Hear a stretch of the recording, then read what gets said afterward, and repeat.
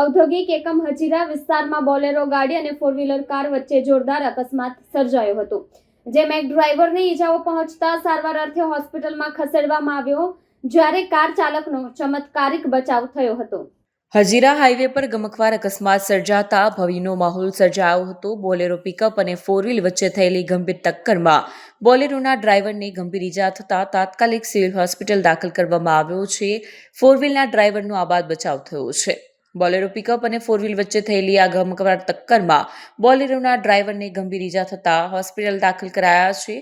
અકસ્માત સ્થાનિકો માટે નવી ઘટના નથી. હજીરા હાઈવે પર અવારનવાર થતા અકસ્માતોએ સ્થાનિક નાગરિકોમાં રોષ અને નારાજગીનું વાતાવરણ સર્જ્યું છે.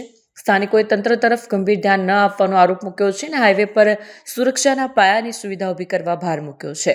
પોલીસે અકસ્માતનું કારણ શોધવા માટે તપાસ શરૂ કરી છે. ઘટનાસ્થળે પહોંચેલા અધિકારીઓએ બોલેરોને સીધી કરી હતી અને હાઈવે ઓથોરિટી સેવાઓ સાથે સંકલન કરી પીડિતોને તાત્કાલિક સારવાર આપવા કાર્યવાહી હાથ ધરી છે.